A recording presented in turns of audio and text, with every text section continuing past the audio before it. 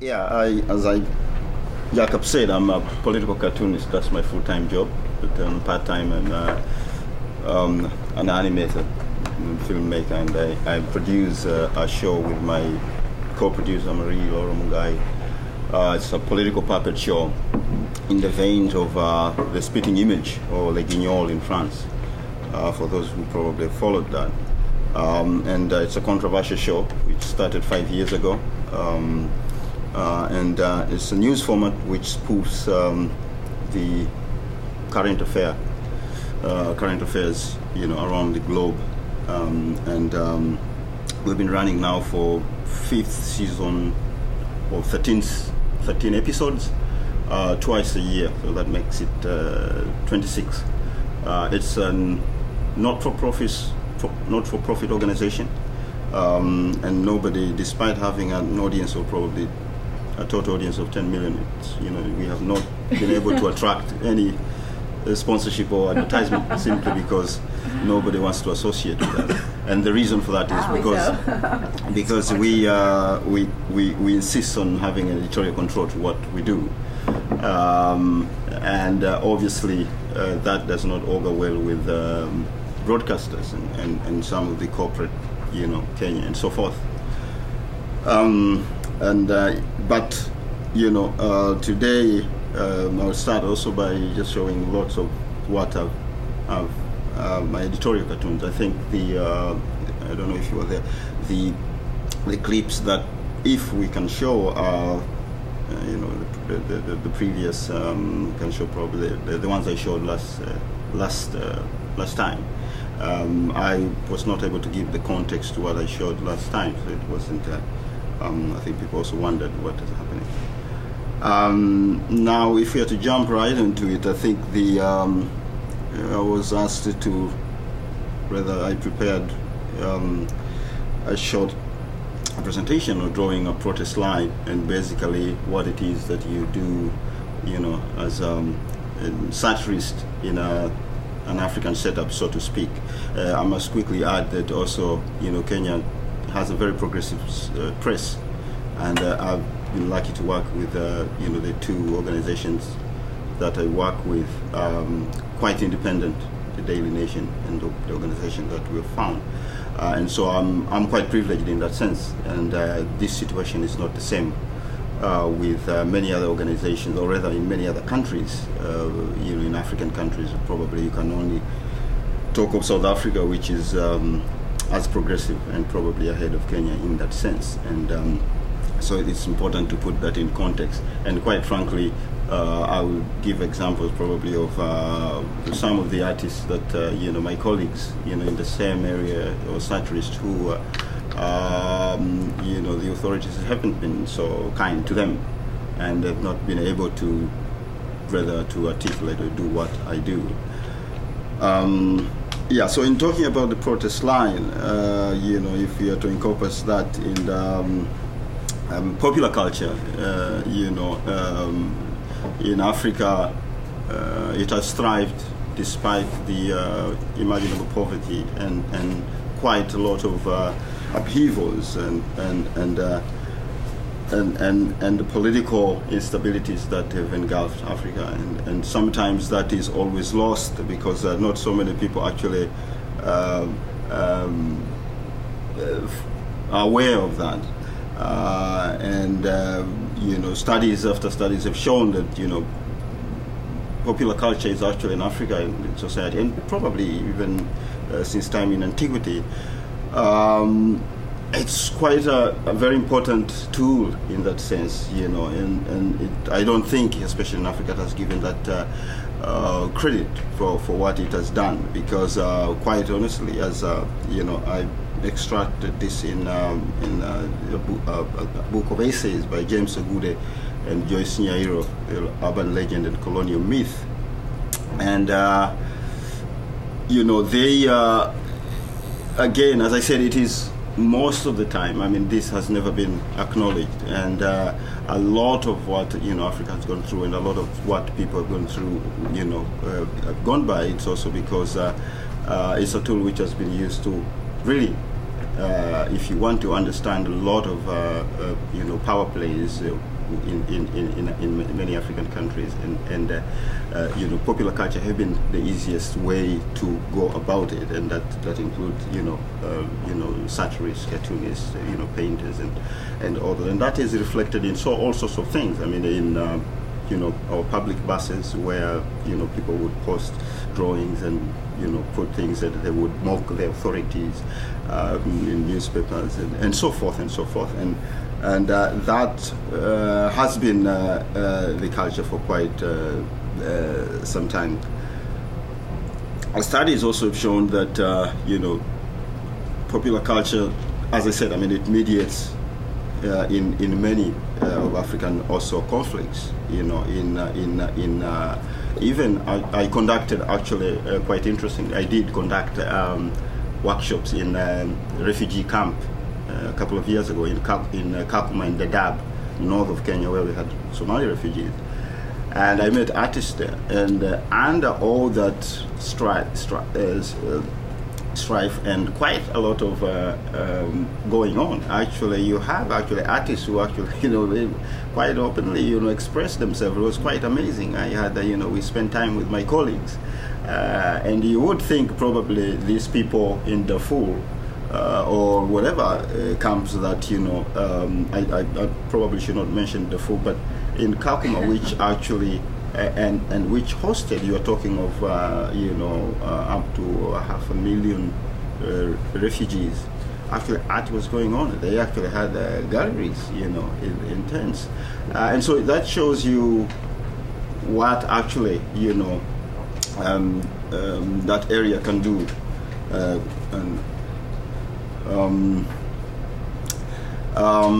yes, and also because, again, quite honestly, it is easier to do that because most of the time satire happens under the rather not under the watchful eye of the officialdom.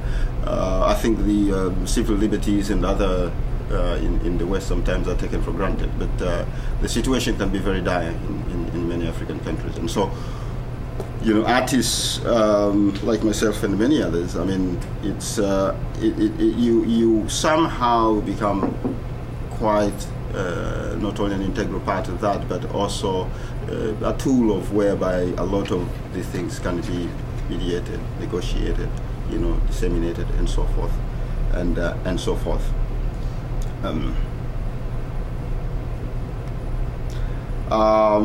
Just also to pay tribute, I think I have, these are some of my contemporaries in many in African countries. I think I know of a colleague, Popoli, who had to flee the country, and in Cameroon, probably over 10 years ago, and he has to, because yes, I mean, you have a situation where you have the authority that would not actually permit to be mocked, and certain issues to be addressed. I have acquired myself, I think, I did a book recently, and 2 years ago actually, and I went to our legal officer at Nation Media Group, and I asked that, I remember there was a case with, the finance minister sued us because of the drawing that I did, and I want to include it in my book, if that is okay. And I was told, oh, by the way, now the finance minister is the president. I said, no, the case is still in court. I went ahead to include the cartoon anyway, but that shows you also how, and again, I must add, I mean, Kenya is a very progressive country, and it has actually quite a very strong press and civil society. But you can imagine in countries where you don't have that, in countries where, the government can do what it takes. I mean, in Zimbabwe, I know a colleague who actually has also fled to South Africa at one time, and then he had to go back. But it's a situation where it can be dire. I think my very good friend Zapiro of South Africa has a case with the president. I think the president dropped it just the other day. He sued him for drawing him, and it's now you can imagine, if you are bombarded by that kind of pressure.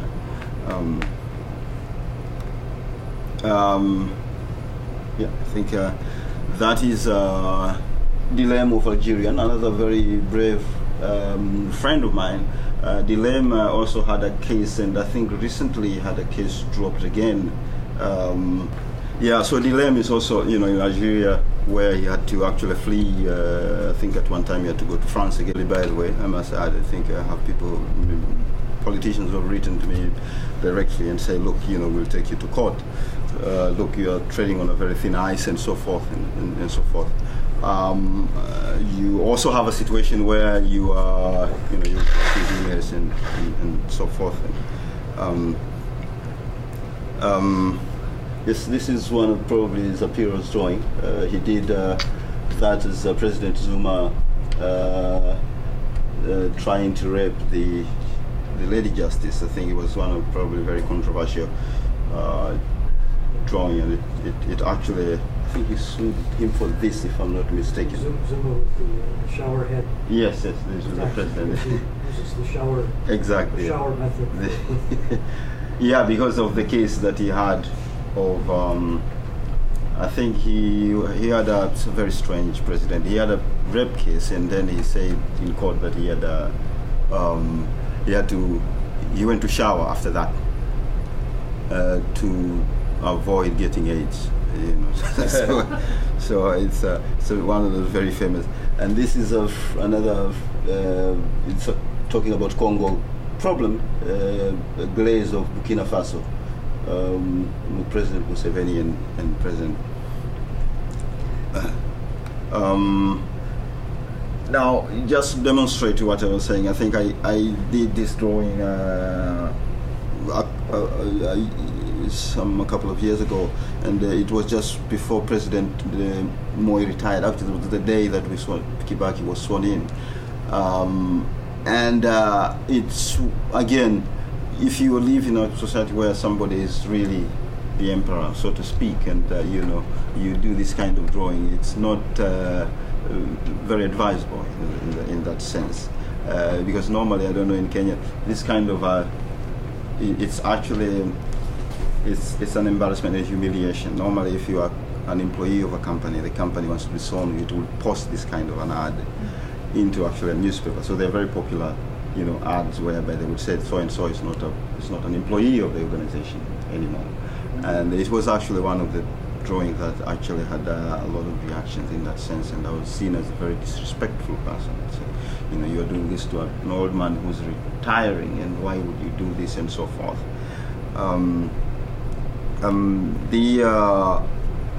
This is about the president. We had a president for 24 years. We didn't have a first lady, and then we had a first lady who was very powerful and in African parlance, when they say a woman, his wife has sat on him, it talks volumes. It means that you have no say in the house. And it was quite telling. And it's one of the drawings that probably I was reprimanded by this, and in the sense that they edited, it was never published it was withdrawn late at night, I think, from the pages, but then it went online. And so it went lots of rounds online, whereby, State House also got hold of it.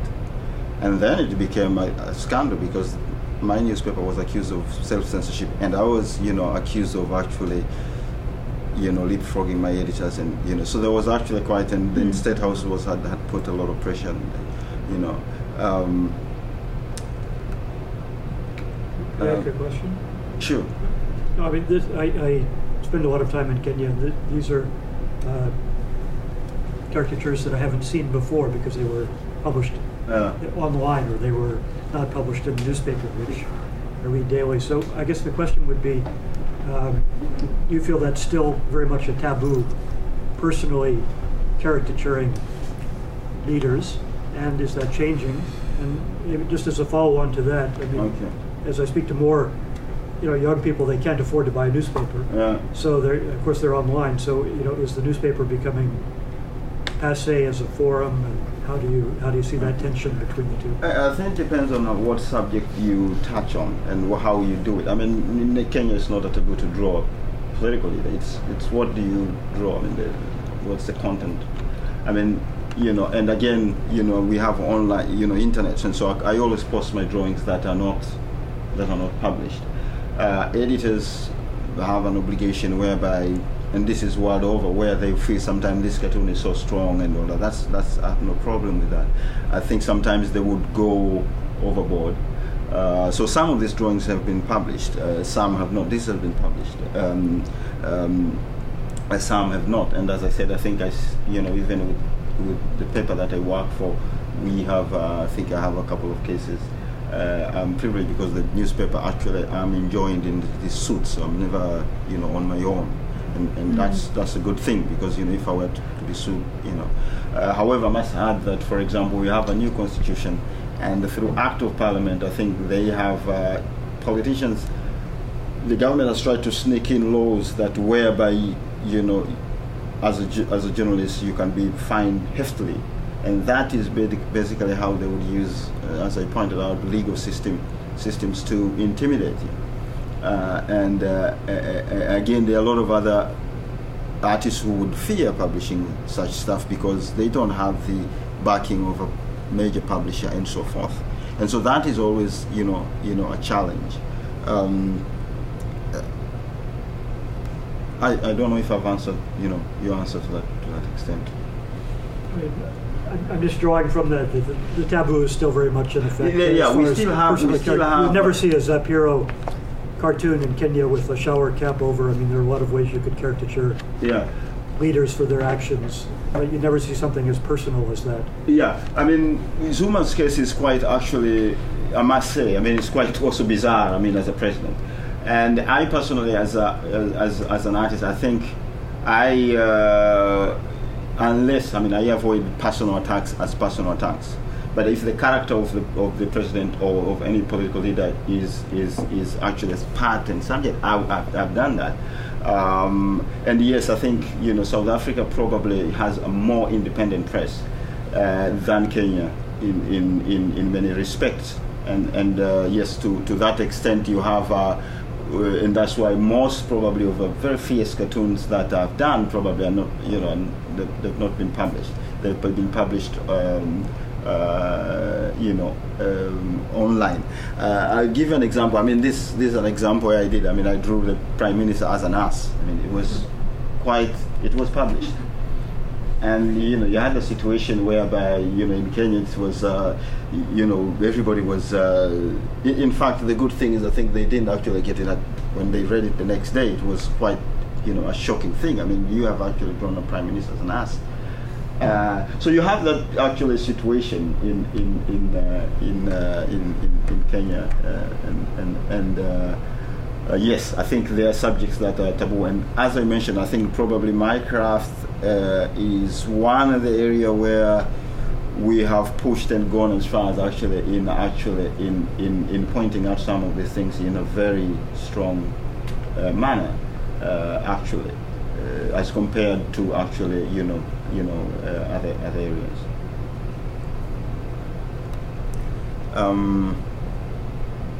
Yes, this is also the Prime Minister. I don't think this was not necessarily.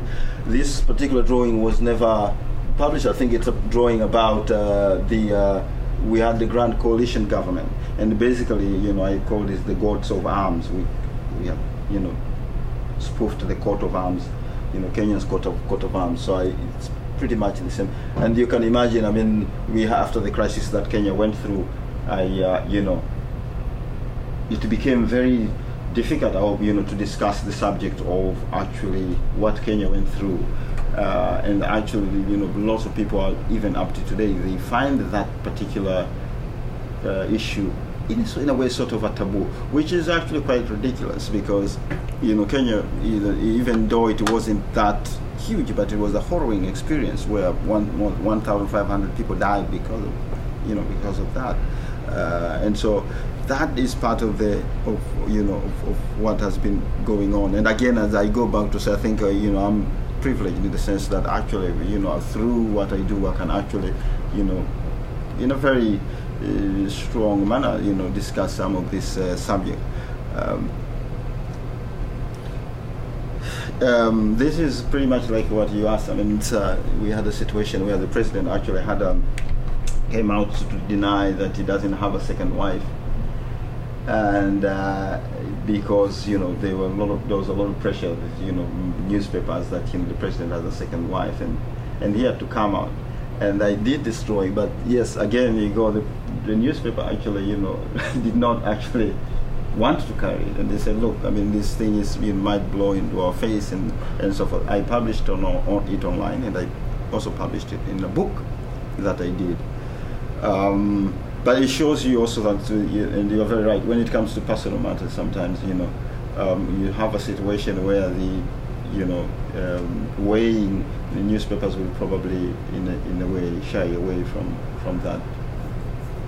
If I could just share with the class, I saw in the news this morning that the president had signed the polygamy law, which means that polygamy is legal in accordance with customary law. The civil law is aligned, and that the first or second wife can have no say on other wives that are brought into the family, which affects inheritance as well as perhaps social in a way stability. It'll be very interesting to see how you and your colleagues exactly. I've done that.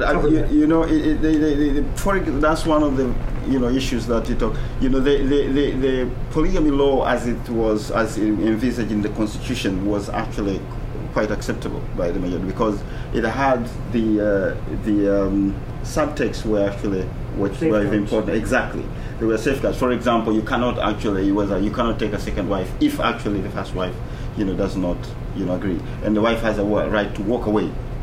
For example. So there were all these whereby parliamentarians came again and they started changing these ones. I haven't seen that report yet, but what happens is that for example, I think now they changed it. A husband can actually go and take a second wife without consulting the first wife. So those are some of the issues that actually become quite contentious, in that sense. And as I said again, yes, I think we have a situation. We got a new constitution 2 years ago, 3 years ago. I think we've been implementing it. But what the sad thing about it, we had also old bunch of politicians who are pretty much trying to change it and manipulate it to fit in with the same old ways. Religious extremism, I think, has become quite it's not in the US where actually we have faced the same situation in Kenya and many African countries, and it's quite especially in the last 4 years, we've seen that radicalism and increasing.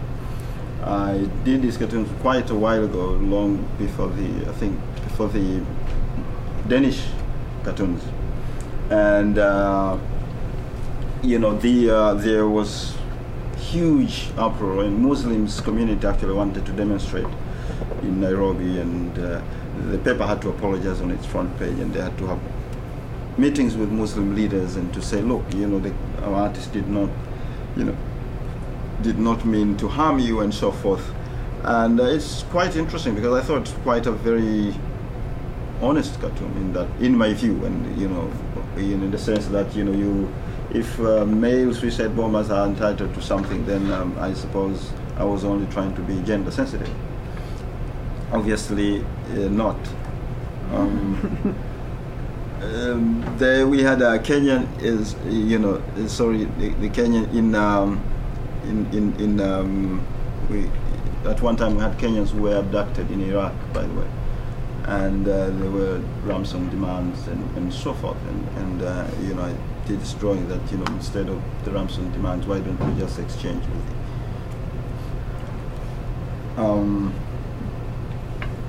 it? This our previous President Kibaki. I mean, it's a reference to the cabinet reshuffle that he had. Again, I mean, probably with this one, it was very.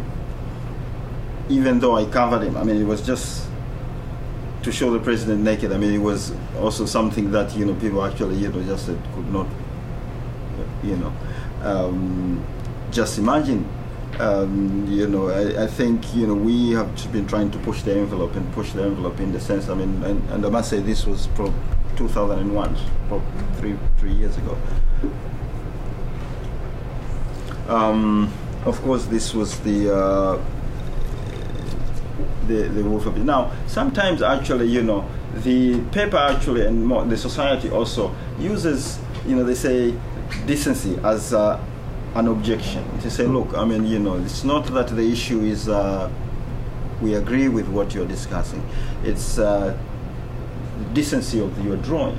Now, unfortunately, my craft, as you may well know, I mean, it is actually, has that right to offend. I think to what extent, you would want, as an artist, you would protest is always a question that it's not only in Kenya, but it's all even in the US. I think we've had situations where political satirists have always offended the public, and including. And, I presume in my case, I just did not know how to demonstrate, as far as Mr. Wolfowitz is concerned, the abuse of power.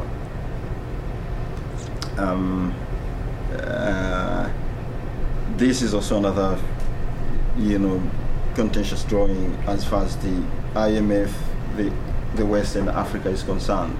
And we Africans, have always been contented that yes, for whatever reasons, we have always been, Africa has been abused and all that. And when Ms. Lagarde, the new head of IMF, said, oh, we want to make it right, I think I also took that opportunity to take a swipe at her, that, okay, if you want to make it right, then okay, I think it's only fair that it's our turn. Obviously, it not go very well with the... What is it, excuse me, what does it say in the corner down there? Yeah, come on, madam. Come on, madam. Okay. Come on, madam. You can make it right. Okay. Yeah. It's, and of course, this is one. Where does aid go? Aid is always a very contentious also issue. I mean, we've discussed this. I mean, I think when we hear about where aid, what happens to aid and where it goes, it is very much I don't think a lot of people have a clue or good idea of actually, where exactly aid go, and I think that was what I was trying to demonstrate. We had a situation where we had at the beginning of the crisis that Kenya had, this drawing also was never published because editors felt, I mean, sometimes it's quite baffling for me as an editor. Some of the drawings are quite honest and quite fair, but editors would always feel that political pressure. And I must also add that you have also in an environment whereby a president would actually call an editor and say, and ask, say, look, we had a situation where the previous President Moi, he said he actually called one of the editors at one time and actually asked him, if you are putting this kind of reports, what happens if this country bans? I mean, are you going to be responsible for that? And yes, these are scary stuff. I mean, if you get a call from the head of state asking you these questions. So there, ways whereby, African political leaders have also used their power sort of like to, get their way, to stifle the president.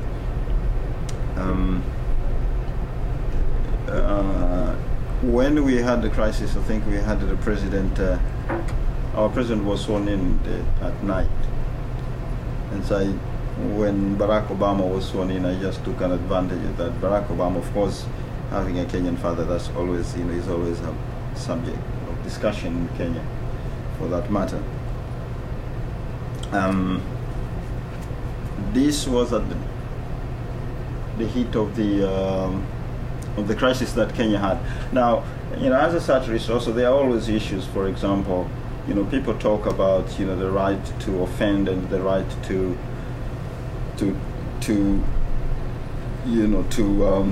take on these issues. But you can imagine also, when actually Kenya was at the height of the crisis. What do you do? I mean, it's always easy to comment on Gaza, Bosnia, Congo, because they are far. But what happens actually when actually you have the crisis right in front of your doorstep? I mean, are you? And yes, I think some of the stuff that you do can actually, add, fuel to fire. I mean, so, I think for the first time also, there was that recognition that, okay, how do you weigh things?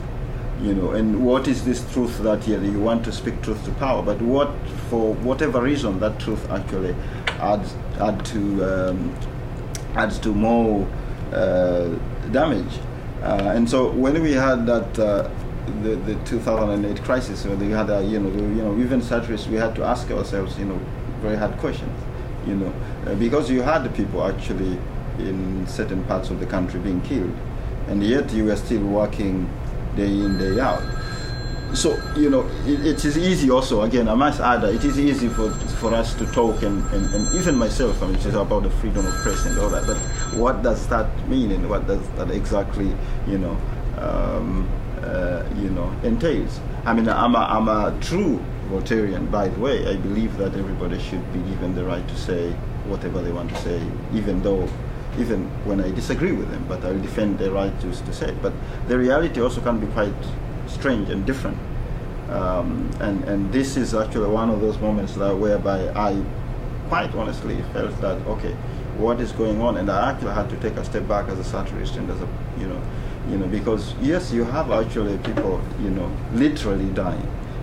People in a country, also in African countries, where probably a lot of things are seen from a tribal prism. It's very difficult because when you do things like in some African countries, it is seen from that perspective. And if that, even when you are very honest and very true, other people interpret that very differently. And that makes it the dynamics quite, different in terms of how they interpret and in terms of how they react. And so those are some of the challenges that we have. So we had this is one of the drawings. It was seen as very insensitive in many ways, where even after I had the president and the prime minister, after they agreed to power, being a nun lifting them up, and it was seen that I did that just after the deal was signed. But you can imagine if that people say, oh, you were insensitive to the people who died. We've lost lots of people and so forth. And so you also, you are under constant pressure in terms of how people interpret your work and how people, and in certain, it's just, people just, you can just get under a lot of pressure in that sense. We had a situation where, we had a container full of condoms disappeared. At Nairobi, and because we had all these scandals, I think to contextualize this drawing is that we had the common man asking the leaders that we want to know who's wearing our condoms, because we had the maize scandal, we had the fuel scandal, we had the water scandal, and so forth. Now, sometimes satirists also go far, and I think probably that's one of those incidences where I personally, as an artist, I think you get annoyed with what is going on, and you do drawings based on that, and you go and I think my editors were flabbergasted that I wanted this published, and they of course flatly denied to publish, because they said we're a family paper, we cannot publish this. But it also goes to the how the political class been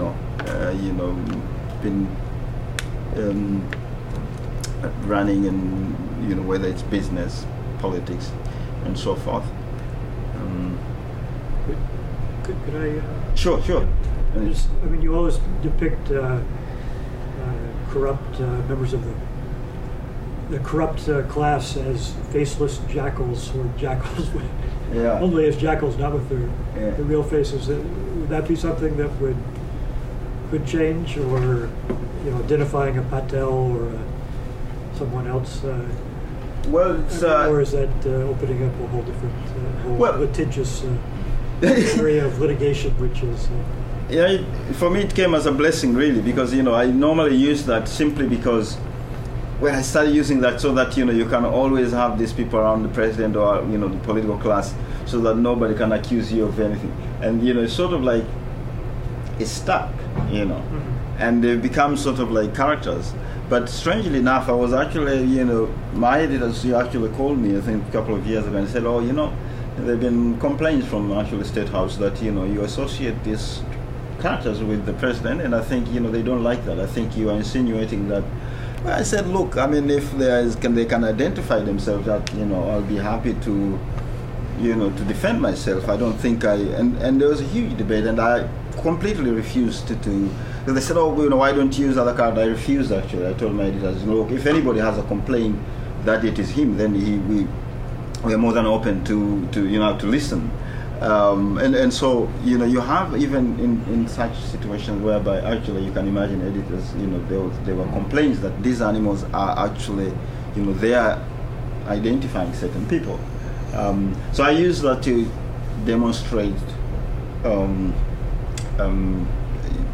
corrupt politicians and people close to power, parliamentarians and so forth. I mean, recently in Nairobi, actually, interestingly, there were last year the demonstrations, and people actually, there's one group that made, a photographer in this group made hundreds of, rather tens of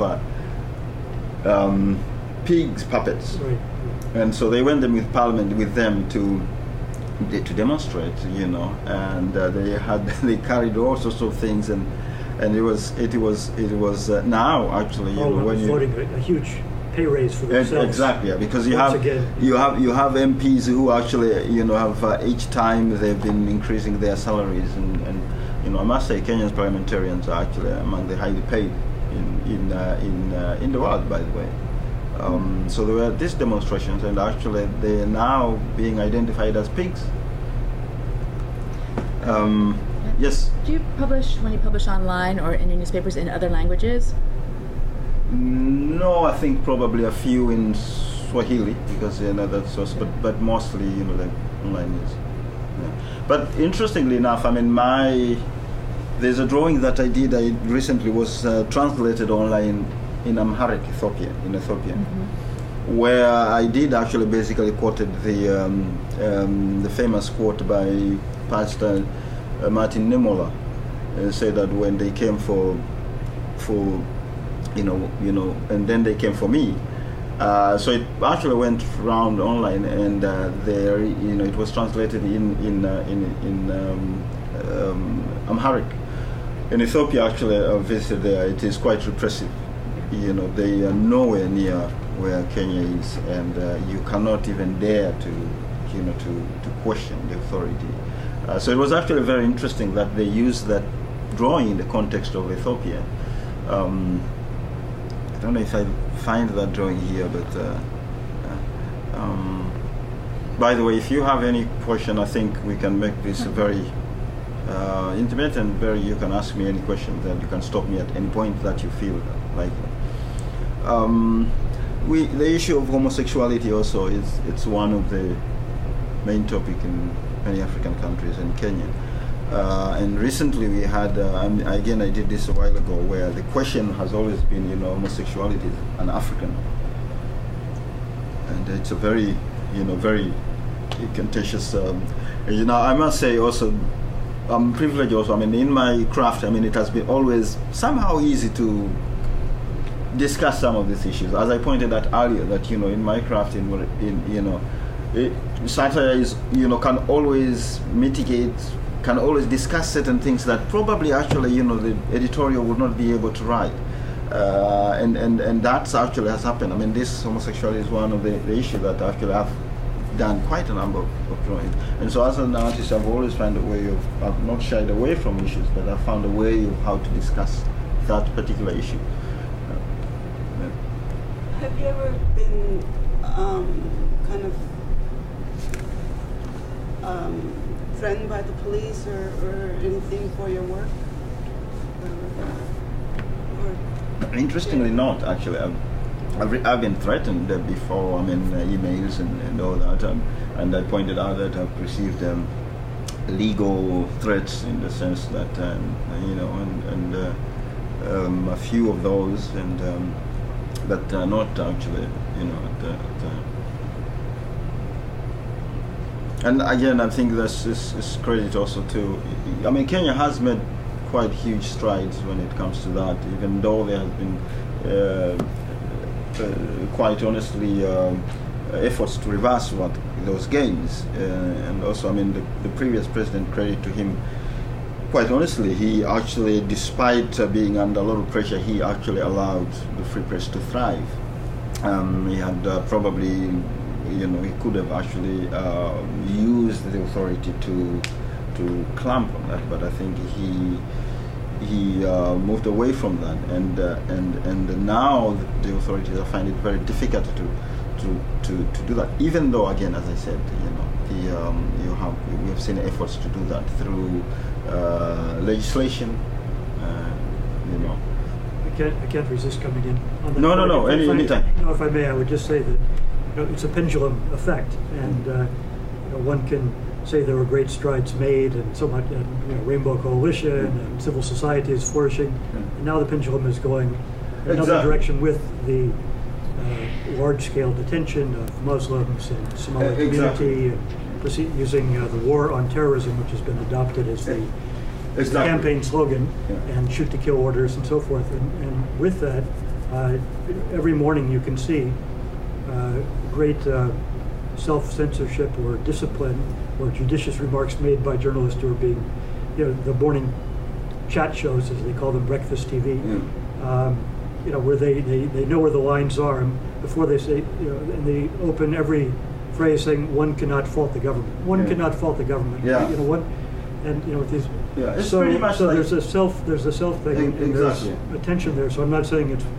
black or white. I'm saying the pendulum is swinging back and forth, and now is a very critical moment. And, before the media bill has not been signed yet. But has it? It has been signed. It has. Was it? Been signed, Okay. We're just waiting. I mean, but like myself, I'm very, even without, what's going to happen? people being prosecuted under that, there are new orders being promulgated every day that one, any criticism of the war on terror, one can be subject to arrest and so forth, whether you're a journalist or cartoonist. Exactly. I mean, I have, for example, it's pretty much like what happened after the 9/11. If I'm to draw that, of course, America is much more progressive than that, and I think, but you can draw parallels to that in the sense that now we have, for example, Kenya is fighting, this war on terror, so to speak, and the government, it's difficult to question the government. Now, I'm, for example, one of the persons who have actually been very, questioning, and we have this. They've been, for example, going to Somali neighborhoods and swooping, people, and basically using unconstitutional means to actually get these people to in the name of fighting terror. I mean, the same way probably what happened after Pearl Harbor, when Japanese, Americans were actually also, grabbed and put, in this concentration camp. It's actually the same that the authorities went to Somali neighborhoods, grabbed these guys and put them in in the name of actually fighting terror, which I think it's very dangerous, if you were to ask me, because I think this has not been interrogated. I've done quite a number of drawings, and recently, just before I came, because we are having it now, and again, we are even questioning the press. In fact, I have attacked the press myself, in the manner in which actually it has conducted itself, because I don't think we have done right in terms of actually questioning the government and actually exposing this particular process just because it is talking about protecting our rights. Then we've all jumped into and supporting the government, and the dangers with that is the government can get into to get to do all sorts of things, especially in systems that are probably corrupt and so forth. So this is also again another, it's I compared to the attack on gays and to what happened in 2008, the crisis that we had where we got into a mini civil war. I mean, you know, we had incidences again where gays were attacked here and there, not large scale, but it was scary. I think now things probably have, things are better. Again, yes, when the Protestants actually allowed gay marriage, and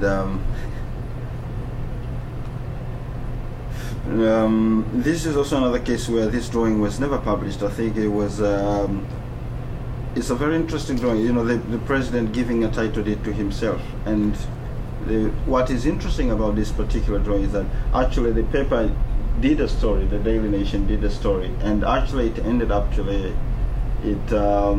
paying the family to the president 6 million Kenya shillings, and because of the story. So the paper actually refused to run the story because they felt, okay, you know, we might get into trouble. Again, you are talking of the same thing, that, you know, politicians can use, you know, legal means to intimidate the media, and it becomes very difficult, you know. Africa and China is also one area whereby we, you know, very interesting area at the moment, because the Chinese are in Africa in a big way, and they are signing all sorts of contracts with. Now, in absence of free press, that's also very dangerous, because, you know, even though the argument is yes, I mean, you know, Africa needs China, and Africa needs, you know, which I totally agree. I think, you know, Africa should trade with whoever it wants to trade. The West, China, the East, South, I mean, I have no problem there. But the question is also always that, you know, who's, you know, benefiting from all these contracts and so forth. And again, in absence of free press, you know, it's very difficult sometimes to actually to expose or to know if this, you know, corporations with the East West is for who and for what. Okay, this is I think one of the very rude drawing that I did with Robert Mugabe. I think there were rumors of his wife's infidelity, and Mugabe is about 80 years, 87, 86, 88.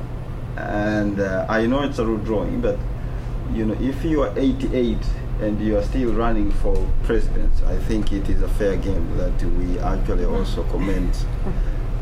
So this is one of the drawings that was not, and he has a very young wife, I must say.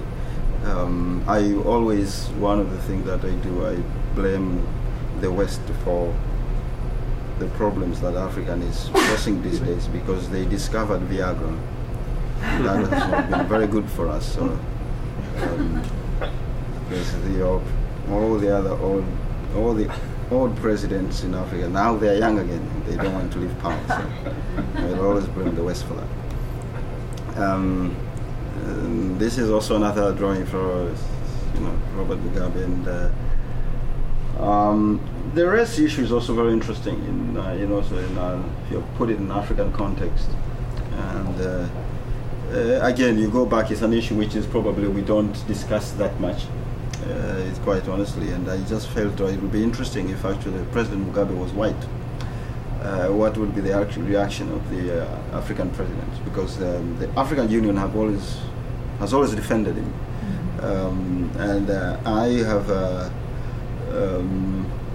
you know, I probably twisted it around and said, okay, what would have happened? This was Gaddafi during his, of course.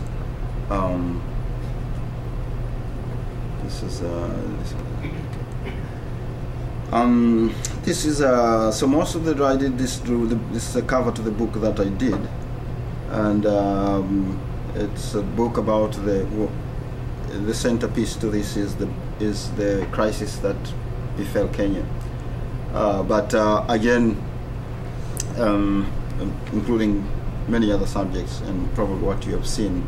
I had the privilege of actually Kofi Annan writing the foreword, whom actually has been the subject of my very rude drawings, but he was gracious enough to agree to say, okay, they believe that, and I told him, and he has, because of his involvement in, he's a lover of satire and cartoons, and he has always followed my work, and again, he was gracious enough to say, look, I would be honored to write it. So he agreed to write nice words about my work and my drawings, even though I haven't been that nice to him. So, do you have have you had other experiences of feedback from your subjects? Like, I'm from Australia, and it's quite common there for politicians to ask to buy original cartoons that they like, and they put them in their offices, and they're quite proud of them. And I don't know if that's particular to Australia. Australia is very small, and so the press and the Parliament are quite, friendly. Yeah. So do you get much sense of feedback from your subjects? I have one rule of thumb. I normally stay as far away as I can from politicians. I do that. In African context, that is, at least for me, that's very important. But yes, you have had few, diplomats have always, enjoyed, a few diplomats have bought my drawings, original, because they're also quite big. The original drawings are A3, and they've bought that. They've most of them after their time, they've said, look, with this drawing and this drawing, it's so politicians themselves. No, we've had a situation where there are other people who have said, we would want to buy this for so and so, but politicians themselves, not really. But individuals, once in a while they've come and say, okay, we would want to this drawing and so forth. To follow up, has any politician or any celebrities come to you to commission work and say, oh, can you make a caricature of so and so? Yeah, they've had not politicians, but they again probably I've had diplomats and a few people. These days, the last 5-6 years, I've been quite engrossed with producing the television satire shows. I haven't been actually, time, so to speak, to do such commissioned work, because it's also a lot of work. So I ran away from it. But yeah, you probably have a few people who would. We had actually the previous American ambassador. They bought a drawing for him, and I think because after serving his time. I thought you were going to say Yamachoma. Yeah. Before. So you know Kenya very well, Nyamachoma. Yeah, and so this particular, it's again, as I said, it's a puppet show that we did. That we have. I did 5 years ago with my co-producer Marie Laura Mungai, and it's a satire show that is it's sort of like the same editorial drawing, but it's a news format whereby we actually have the real politicians in puppet form, and then we actually spoof what's going on. So we have now probably about 70 puppets, since we started, and it's again quite a controversial project, it has probably about a total of if you put Facebook and everything together, probably a total of actually TV alone, and online is about 10 million. during season, but also it's difficult. We don't have any sponsorship.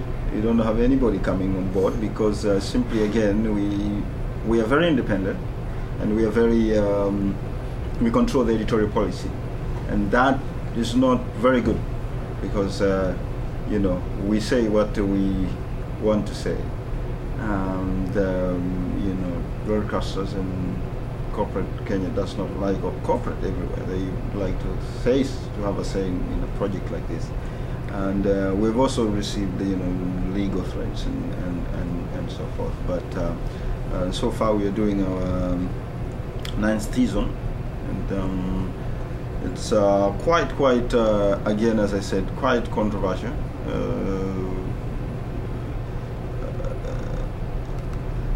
It's one of those programs where politicians don't necessarily know, or rather the broadcasters would say, okay, because in the past also they've said, okay, we would want to have a look at what you have, and then said fine, but in fact we have that very much in our contract with broadcasters that you cannot actually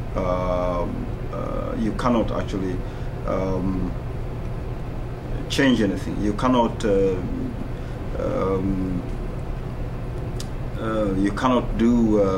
touch it without our consent. And recently we also started a Nigerian version to that, which we do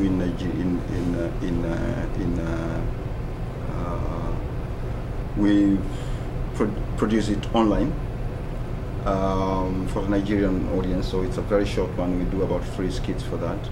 I don't know if we can show you this clip which I showed. Yeah, but just to whatever. I mean, it's this. We did this. We had the president and the prime minister 4 years ago, and the president, the president. It's a spoof of the Prison Break. But we had the president and the prime minister in jail when nobody actually would talk about actually these people and ICC. So it was actually quite strange and quite bold for the show actually to do that at the time when, quite frankly, and everybody thought, oh, maybe you guys are going to be arrested. And again, we questioned the same thing, that if Kenya had the crisis, that it went through, then the president, the prime minister, and the rest actually should be responsible for that. And you go back to the same thing that satire can always find a way of discussing certain things that the society is actually terrified to talk to. But there's a way you can find to discuss this under the very nose of the dictatorship or power, or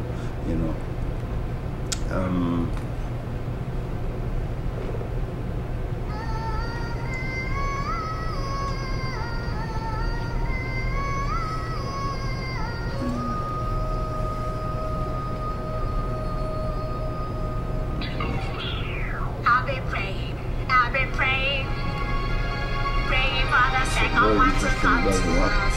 I've been praying. Why can't I keep my mind on the 2015? I want. You need to fix it? Go try it. Go help. I don't know how I'd help you, but someone here's got to. See if can you close this one? I close it? You can close this one behind us since you're not using it. So this. No, it's this one. Trunk.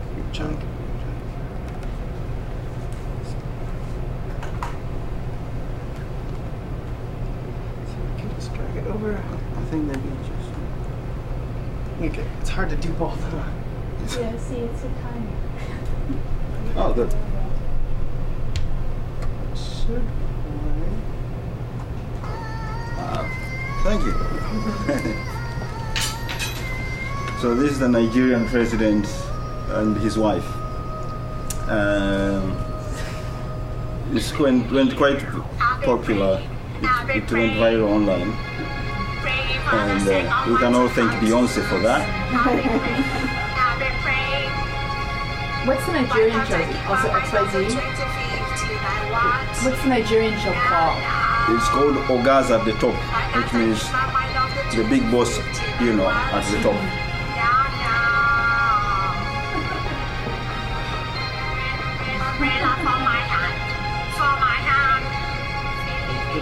Good luck, Jonathan. Sorry? Good luck, Jonathan. Yes, Good Luck Jonathan is the president. And it has become quite actually popular online with Nigerians. And there is pressure now for it to appear online, rather to find a TV station to work with us. But that's probably might take time.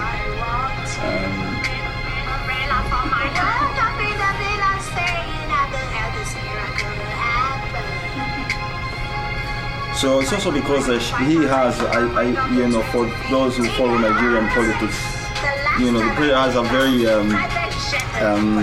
outspoken, feisty, and very,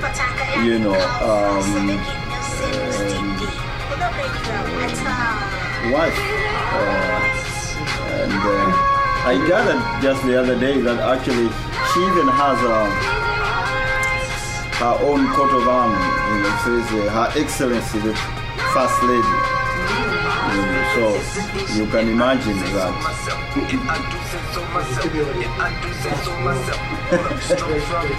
Yeah. Exactly. Yeah. So. And it's interesting even.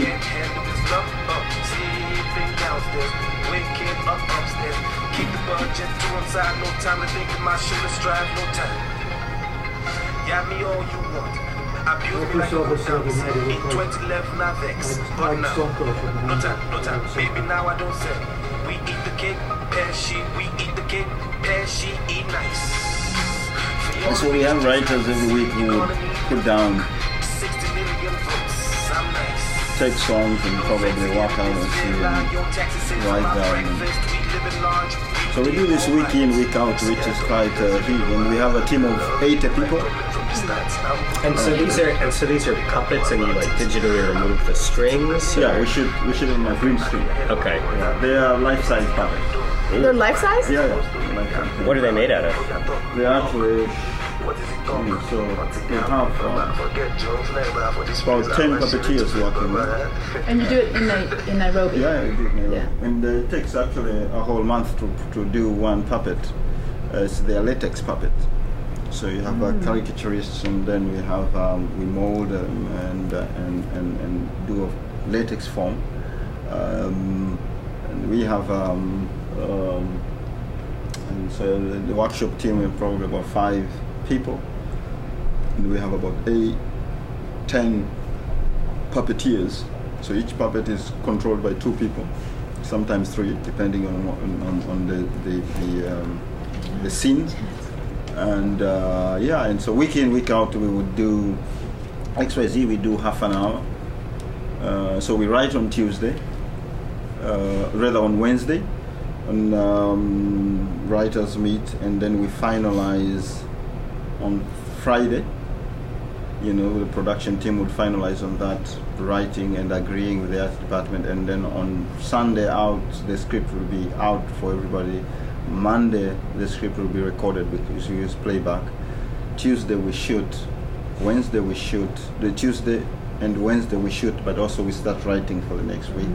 And also Thursday we do the Nigerian version of it, which we write. And so it sounds actually a very hectic team and a hectic time producing this kind of show. And we have an art department which has to build sets and all that. And because also, it's an expensive show and we don't have that much money, quite honestly. We have to we're very creative to find, how do you do that?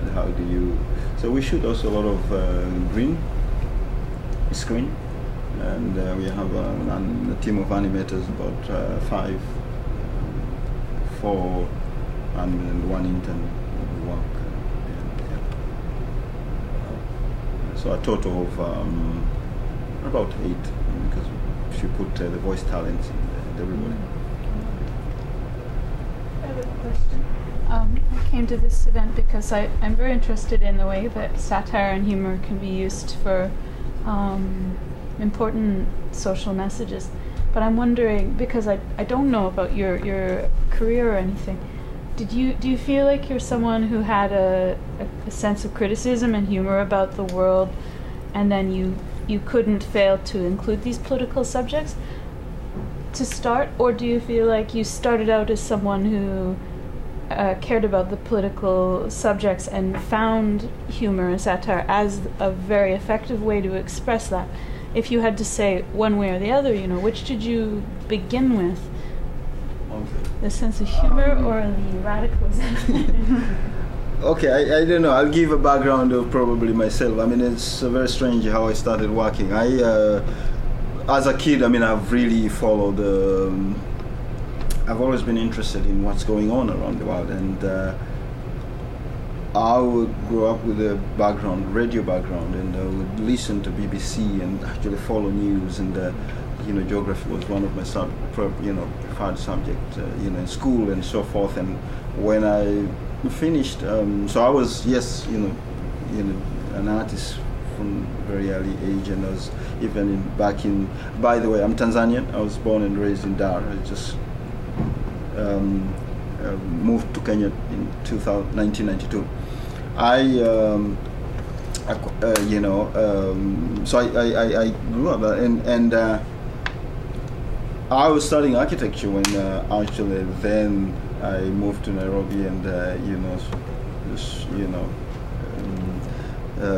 stopped my studies, and I started working as an editorial cartoonist. So initially I actually, just the fact that I could say something, I could actually, it's a platform which I could, and as a young person started working, was excited and all that. But I also must add, I also started working when things got better. I started working in Africa, in Kenya, when things actually started opening up, and so there was no that worry that probably the authority will do this and that. Of course, my editors earlier on were a bit jittery and said, okay, and we started slow.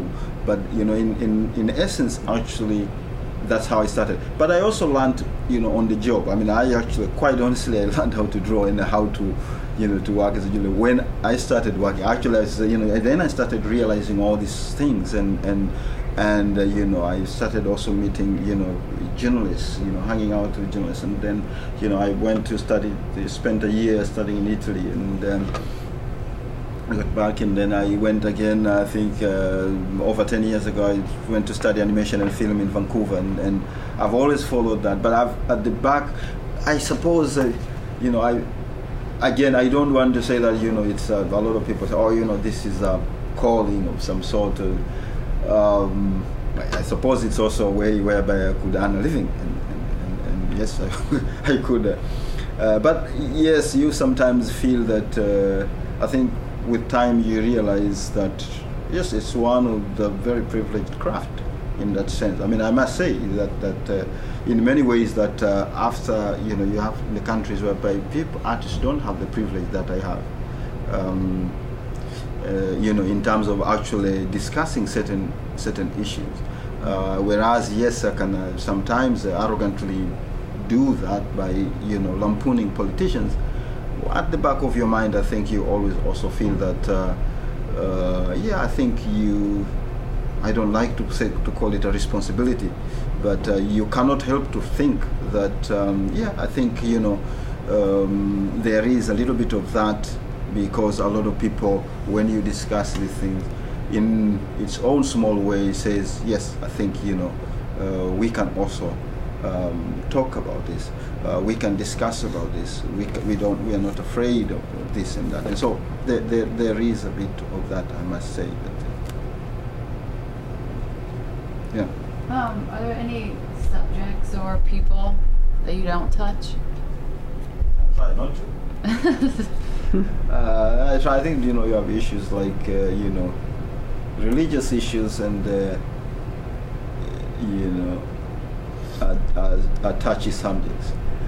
I try to not to avoid them or not to avoid any subject. It is always difficult, I think, sometimes find a way of, I try to find a way of discussing every other subject in my own way. I mean, it's not as easy as, I mean, for example, if especially, quite my experience,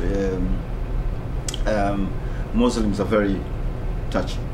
And every time editors are always, kind of, a bit sensitive about, even very obvious drawings. I would say, I did a reference, recently a drawing about, again, the 72 Virgins, whereby I had a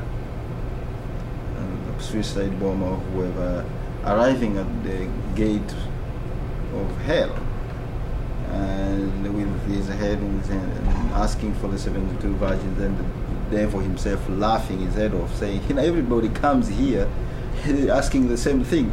I just can't understand you bought into that. It's like get in.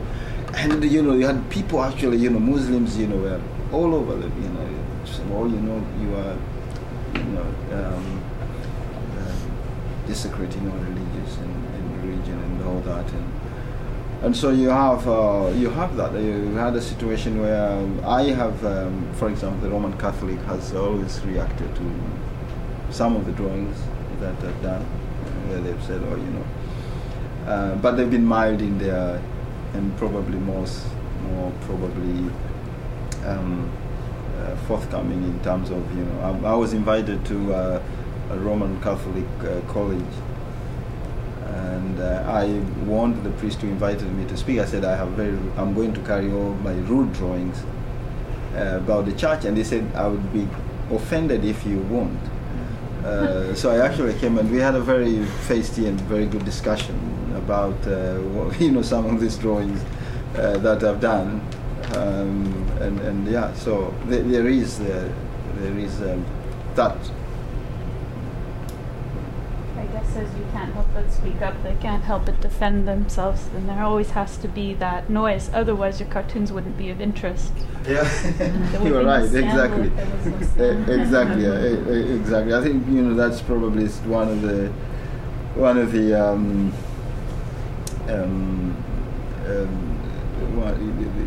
my craft carries that unfortunately you have to offend people, and you have to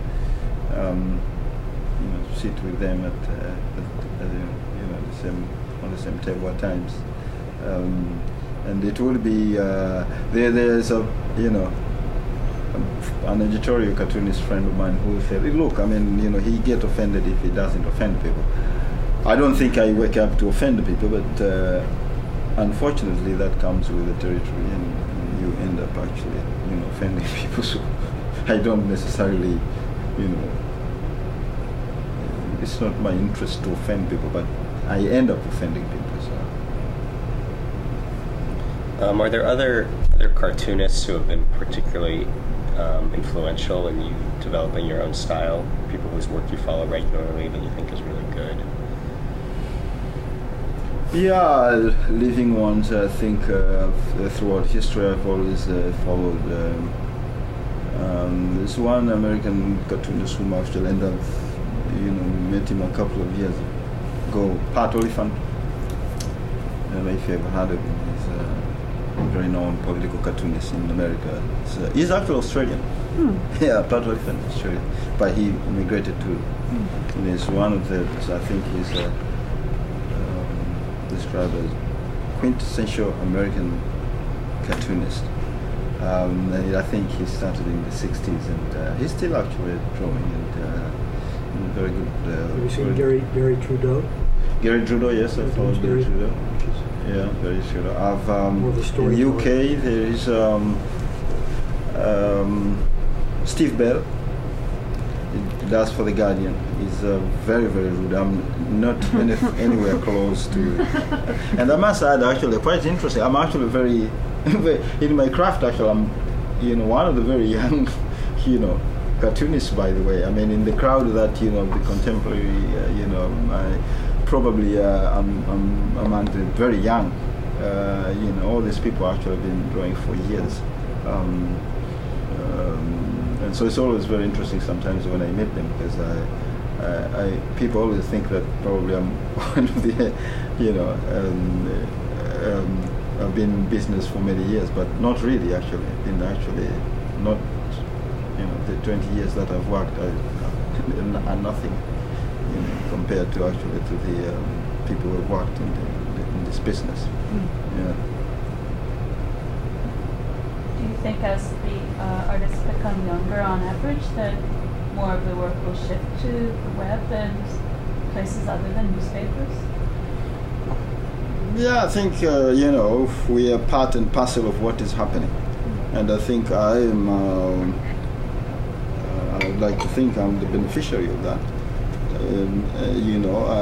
When I started, I would post my drawings, fax them, and these days, you just need to just upload, your stuff online. A lot of my drawings that are not published are published online, and so forth. So it's many ways also a blessing, and you have, of course, even though the number of publications are dwindling and the circulation of newspaper is dwindling, so we think that's not necessarily a bad thing. On Twitter, for example, I use it as a means to communicate. I have now following, if I may call it a following, of about 60,000, and I don't think all of them follow, but the only way I do Twitter for me is just posting my drawings. I actually don't use it for any other thing. I just post my drawing, and that's all. Obviously, yes, you also get feedback, insults, and so forth from it, but it is also, so it's also, you can look at it positively. Do you have a sense of what percentage of the population in Kenya gets their news from the television versus newspapers versus the internet? Is there one place that reaches more people, one media that reaches more people than any other? Yeah, actually, radio is still rules in Kenya and many African countries because it has a wider reach by far. Just to give you a sense of that, for example, Daily Nation, Kenya has a population of 40 million, and we have the paper reaches only, I think, 1 million. The circulation of Daily Nation is about, at the very highest, I think you're talking of, whenever it has reached 300 something, I think at a certain point, 300. And then the readership, if you are to widen, because sometimes the paper is read by more than one people, you're talking of, up to above, 1 million, which is tiny, quite honestly.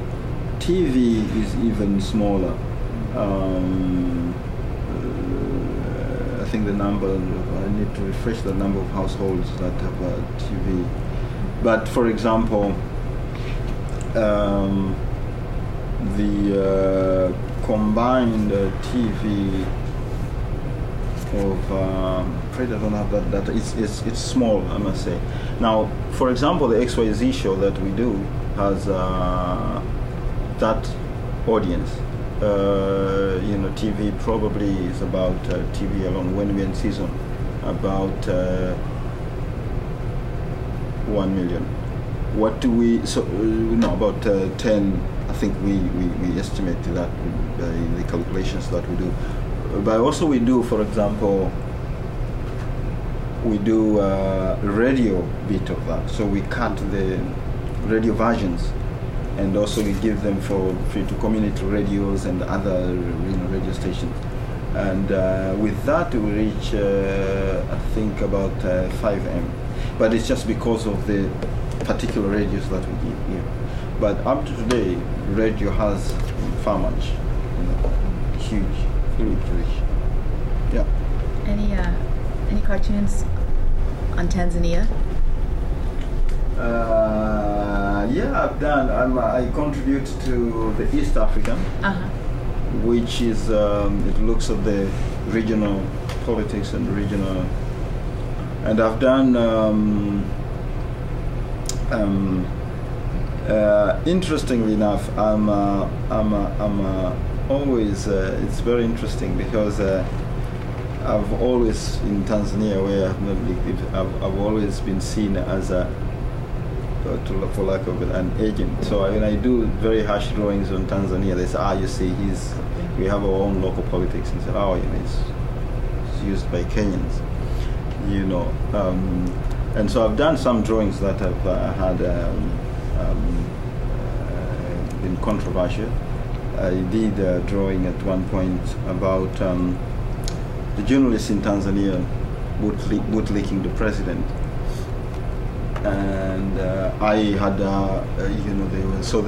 the press was very furious, but the context was that, there was two people and some people bootlicking the president sitting on the throne, and somebody saying, shouldn't the journalists be covering this event? And then, his friend telling him, those are the journalists, and it didn't go that well. So there was a lot of reaction to that, and since then I've always been labeled as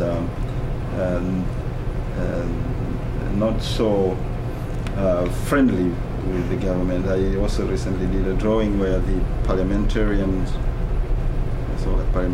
pissing all over parliament and sleeping, drinking. You had actually one minister actually, came out to condemn that drawing in parliament and saying, it should not, it will spoil the good neighborhood that Kenya and Tanzania had. So I've had just a few drawings that have not gone that well with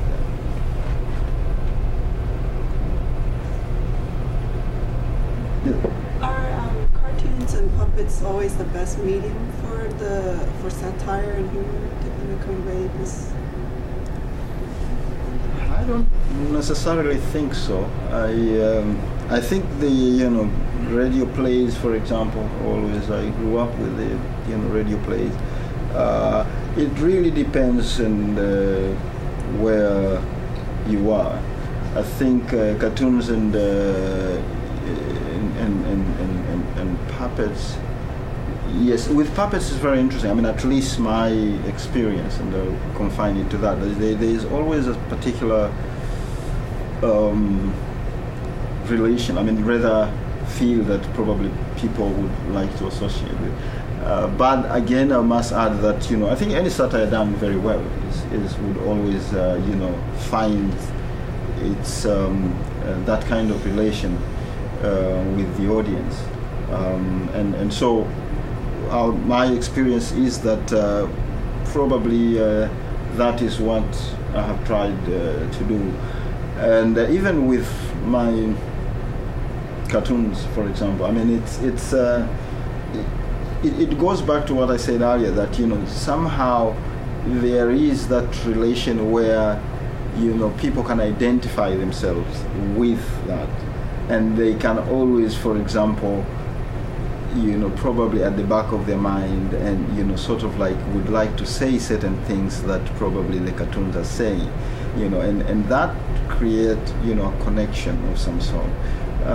People would like to laugh at people, but probably even, especially in authoritarian societies where you'd have you cannot actually say the king is naked, but if a cartoon can say that, people would like to identify with that because they don't have that privilege, and so they can put themselves in that position and say, punch the air and say, we are part and parcel of this. So I think that's the connection. But quite honestly, I think in other craft, I think it's also that happens.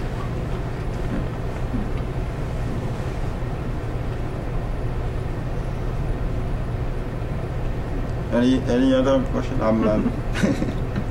Just to follow up from the question I asked before, do you have a sense of internet penetration rates in Kenya? Like, do more people get your cartoons online versus in the newspaper? Yes, I think now Kenya has done pretty well in terms of internet penetration, because we had we laid a couple of years ago broadband cables, and so that has improved hugely,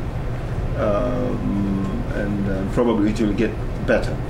I think still a lot of people who access my drawing online still are Kenyans in the diaspora, and also Kenyans, majority in cities who have the access to that. But we have seen now that, for example, a lot of also Kenyans now can access their internet through their phones. So that's also very growing fast, especially with the young generation coming up, and also especially with the penetration of more smartphones, much cheaper smartphones that now are available to the population. Yeah. So there is actually a huge that. What about the other way around? Where we've seen more satire created with smartphones and that sort of thing soon? Just making videos for YouTube is so popular everywhere. Yeah, that's also part of it. The quite actually you have. I think now it has to do with speed and availability of internet. There's a lot of also a lot of that. For example, I mean now we are seeing also even with XYZ that we have. We recently agreed to work with Samsung Kenya, where they've actually created an app for Buni TV, which is part of the Buni Media organization that I co-founded with my colleague. That so you have now access to actually, to put it this way, now you can access that the content that we have through that app, and actually Samsung is going to put that in they're putting that in their smartphones that are being sold in Nairobi, and so you have that quite growing, and again, you can put now satire, you can put satire stuff on YouTube where people can access, the danger to that is also, as we all know, is also, you can put everything in there, and so that does not necessarily mean that, you can put, that, whatever is put there is good and beneficial to the. What's your suspicion if people are making satire that way? Will they run into litigation problems like newspaper cartoonists like yourself, or will they be protected somewhat by being regular people and so harder to sue? Or, considering what you're saying of the question of quality, will people be afraid of curating the satire that's of quality because then they become responsible legally for that message in some way? I'm trying to predict the future, I guess, and asking you to predict it with me, but what are the legal implications of these changes for people? Well, it's quite difficult. I think it looks messy, doesn't it? Going forward. But I think I would also shy away from, trying to say, okay, we should find a way to legislate or trying a way to, I think I would also shy away from that. I would like to think that probably, we can always separate, the good from the bad as we go along, as we go along. That is a natural way of it taking care of. It will take care of itself. I think, yes, it is going to be difficult to, and that's including the internet and all that. I mean, people will put all sorts of, material there and slander and you name it, and I and one can always defend that right? In saying, it's actually people have the right to, to do that. I don't think as a satirist I would like to do that. I think I would like to think that I would like to put something that would entertain, something that would discuss issues, something that would ask questions, something that would tell a story, something that would, but obviously yes, that is not everybody would do. There's a huge cleavage opening now between traditional print media and social media. And when you get to something like the debate over the war on terror or the crackdown, you're just not aware of the kind of opinions that are being expressed, or the hate speech, or just the tenor of what people are saying and feeling, unless you look at social media. If you spend your 60 bob and you buy a newspaper, you think, well, there's this and there's that. And it's all very orderly, and then you go to social media and you get a whole different feel for how people are reacting. Exactly, but also you have, for example, in Kenya, I mean, the social media has been appalling in terms of actually discussing certain issues.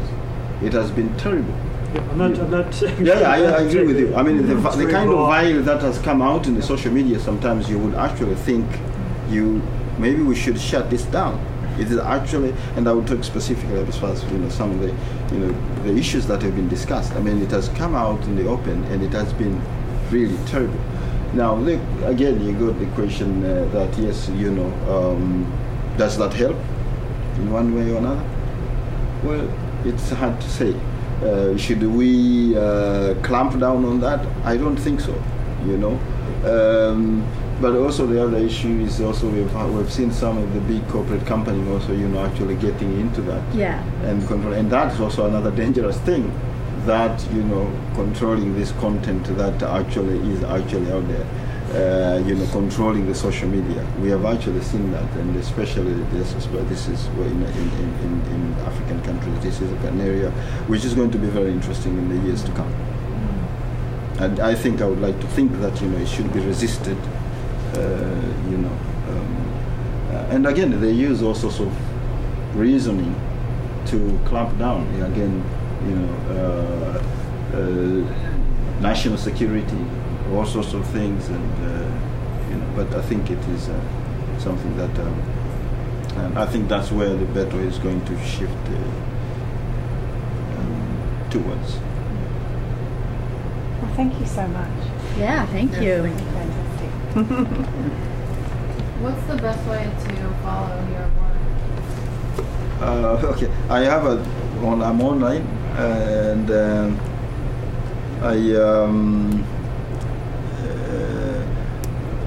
on Twitter. I post every other drawing on my site. I still find it very difficult actually to view my drawings on Twitter. But it is actually where also I get lots of reaction, and also Facebook also has a huge following. I think it's now, in my case, I think probably close to 200,000. But I probably through my little experience, I mean, Twitter, probably you have a much more informed debate with people. I mean, people would probably comment more intelligently and all that, but also, yes, I mean, or rather, let me put it this way: that's where you get insulted intelligently, and so, yeah, that's probably, I would say. Yeah. I think I have a card. Okay. Yeah. Never mind about you have the other way. You have also a Los Angeles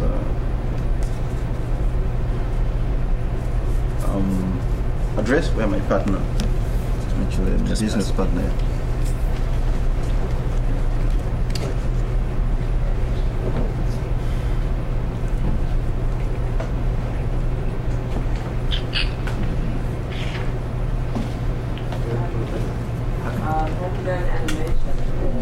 Also, can you tell us about some other continental African animators? The second one, come louder, please. I said, have you done animation, and can you tell us about some other continental African animators? Possible. Okay. Yeah, I'm actually a 2D. I'm a classical animator by profession. I spent some time studying at Vancouver Film School, and I love classical animation. But animation is also very costly business. I mean, since I got back, I've been trying to do some animation projects, and locally that I've done training and instructing. The Buni Media, that the company that I co-founded with my my colleague, it's an area where I think it's an area where we're trying to train people. We are currently, for example, doing short. It's a project that I'm working with some young animators doing short clips, short animated clips. I'll get you some more cards. And yes, it's actually, for me it's one area where I'm really looking forward to do more. Okay. But it's also you need more trained people. I was involved in a project a couple of years ago. Interesting, actually, I got involved in 2006. Immediately, I actually visited New York in 2006. It's to do African folk tales. It was done by a British company. I was part of doing the pilot for that. And then it's called Tinga Tinga. It's very stylized. But what is sad for me is, which is good. But what is sad for me is I would like to do a project that tells African stories that are contemporary, that are historical, and all that. We have actually done the last 2 years. Also, I must add that we've done a project for African kids. It's called Once Upon a Time in Africa. It's just a pilot, and it's actually puppet. Okay. But the overarching theme is actually teaching African kids history, because most of the time we Africans, grow up with very little sense of ourselves in terms of our history, and we know very little. I love history but I learned all my history mostly in adulthood, but just because out of my interest, and I love history in general. And the challenge when you grow up is that is not taught well in schools, but we also have, we don't have that in other mediums. The Saturday morning cartoons are always talking about all other parts of the world, and there is nothing about history. And Africa has such a rich history, very rich history, which is not known out there, but also, to ourselves. So my colleague, Marie Laura Mungai, created this, and we've done a pilot which took us 2 years. And basically is that we have 4 African kids, 2 girls and 2 boys, from it's a Pan-African approach. One from Kenya, one from South Africa, one from Senegal, and one from Egypt. And they go back in time, telling African stories. So our first episode, they are going back in the 15th century Timbuktu to rescue the first African library in Mali.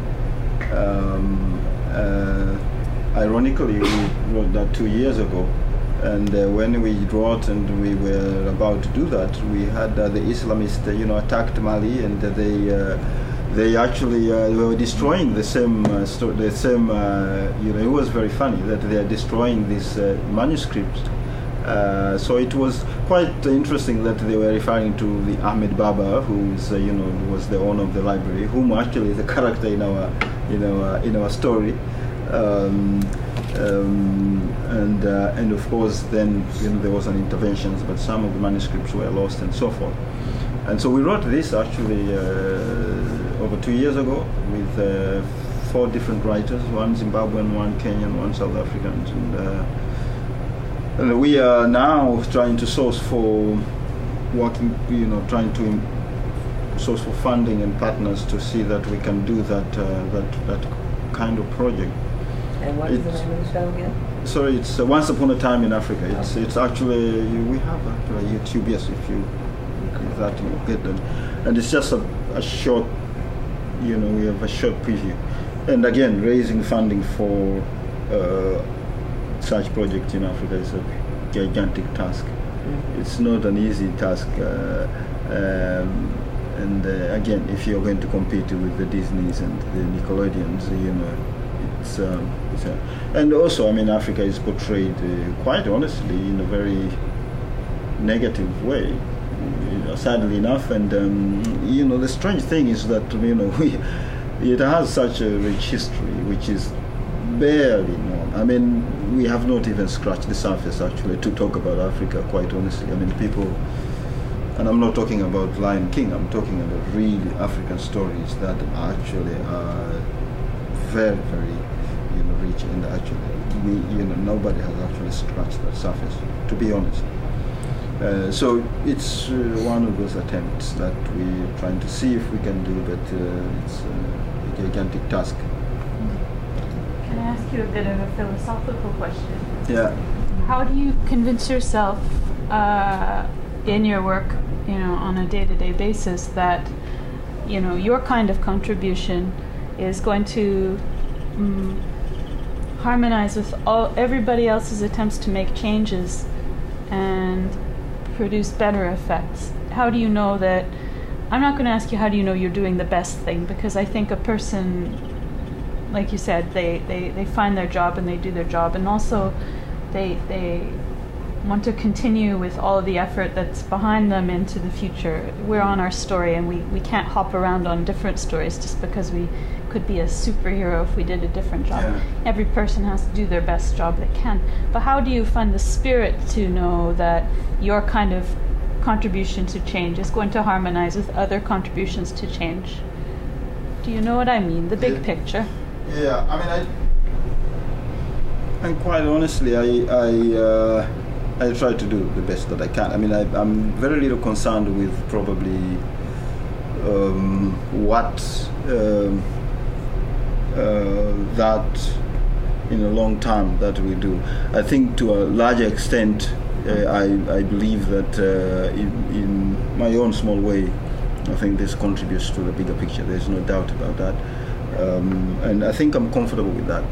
And I think, others will also play their roles in that. I think there's a lot of, despite the challenges that, we face with satire, I think there's a lot of good that is happening, And I think one can take heart into that, into 10 years ago, we didn't have this kind of show. So now it's not even a discussion. It is so action. You yourself are a measure of the progress because these things are now possible.